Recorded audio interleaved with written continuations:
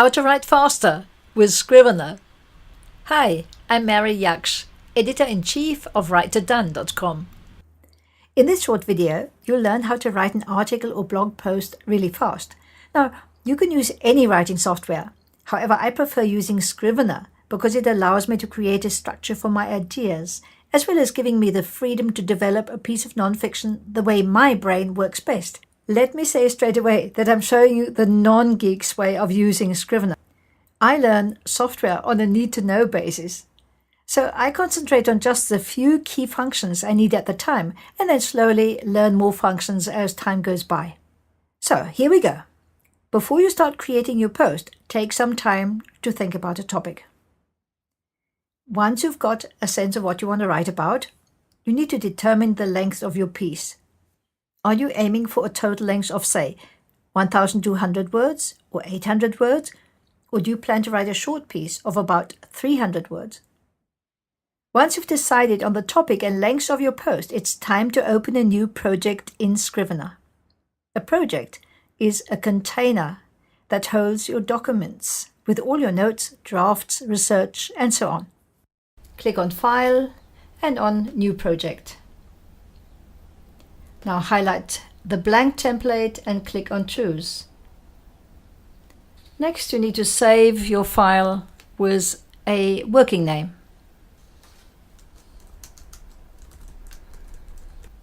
And click on Create.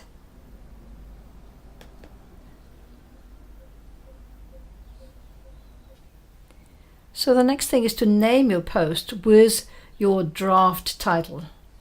So I'm just going to highlight where it says Untitled here. I'm going to highlight that, and instead I'm going to put the name, the working title of my piece.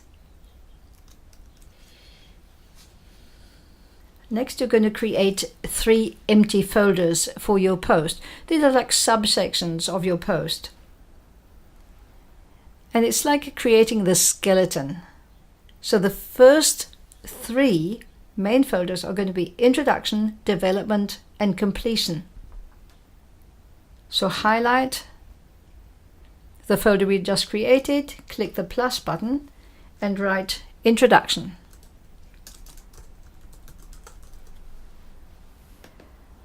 Now, to make sure that it's a subfolder, just drag it into the folder above and you'll see it's now turned into a subfolder.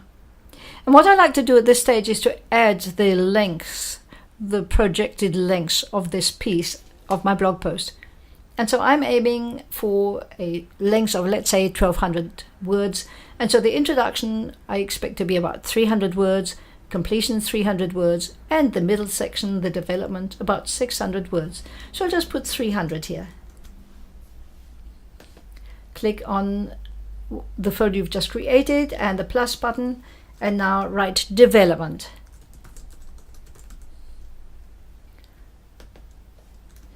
"600 words." Highlight it again, plus sign, and Completion.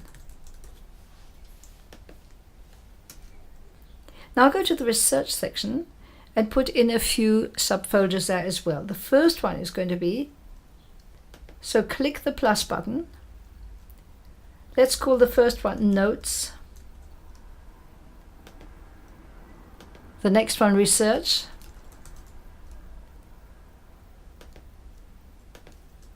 Headlines. And so throughout your work on the post, if you think of a headline, no matter how stupid or silly it seems, just put it in here. Because the more you have to work with, the easier it's going to be to choose a really, really strong headline. Okay, so that's the skeleton of your post. Now, depending on where your motivation is right at this moment, you need to start with one of the main folders: Introduction, Development, or Conclusion. Now, some writers get into the flow by starting to work on the conclusion and not on the introduction, because they know right from the start what point they want to make with this post. However, it might also suit you to start somewhere in the middle of the piece. This flexibility allows you to let your creativity come into action.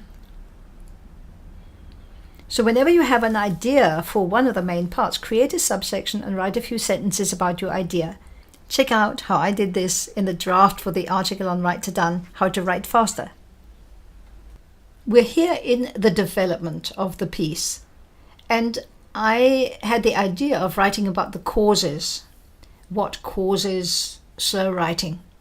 And so underneath, I just wrote the three things that first came to my mind: confusion, perfectionism, and overwriting. And then, either straight away or a little later, I put in some sentences here. You can see here there are 3 paragraphs on confusion, about 100 words. For perfectionism also has some words, and so does overwriting. And so this is what you need to do. You need to choose a main part that you want to work on, like development, and then add subsections with ideas and give each idea a new subsection, because that will make your post a lot clearer at the end. Now, you might also want to add comments to what you've written. The way to write a comment is to highlight a little part of the text. For example, here, click on the notes icon and then write something. You might want to write something like, write some more sentences here. And if you click on the eye, the inspector button, you won't be able to see the comment, except if you click on what you've highlighted, it will pop up. To see for each section how many words you've written, you just need to scroll down to the bottom and look at word count. If you click on that bar at the bottom, you'll see that's 75 words long. If I click on something else, this is a bit narrow now, I'll just draw it out again. So, for example, here, let's take this one, that's 84, 75,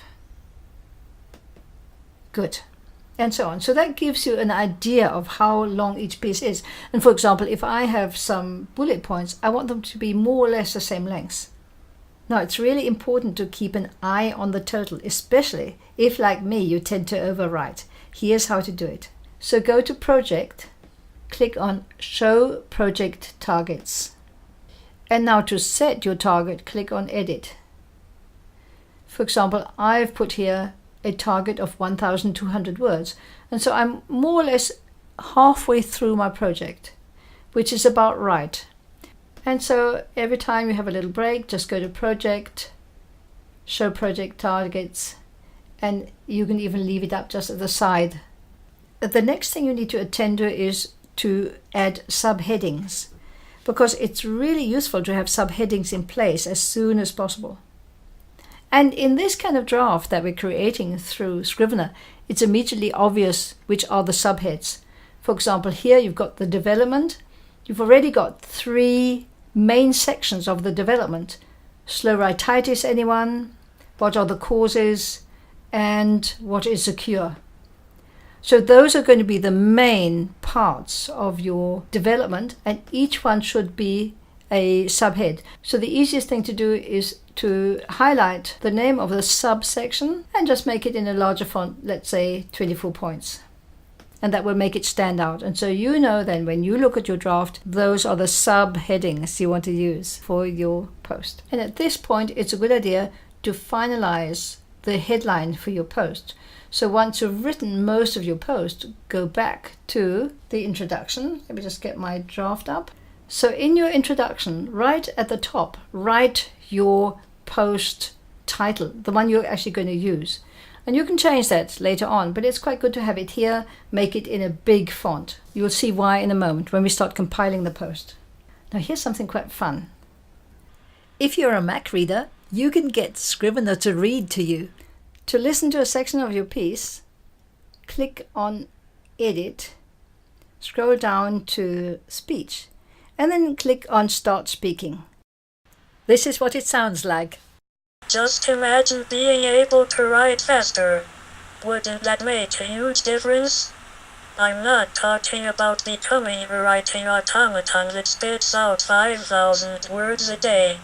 I'm talking about modest improvements. You'll sound like someone out of Star Wars, but at least you'll get a kind of sense whether your post flows or not. To turn off the sound, go to Edit, scroll down to Speech, and then click on Stop Speaking. Now it's time to compile the completed draft. So click on File, on Compile, and then on all options. Now tick everything you want to have compiled, and then choose rich text as your file, and then click on compile.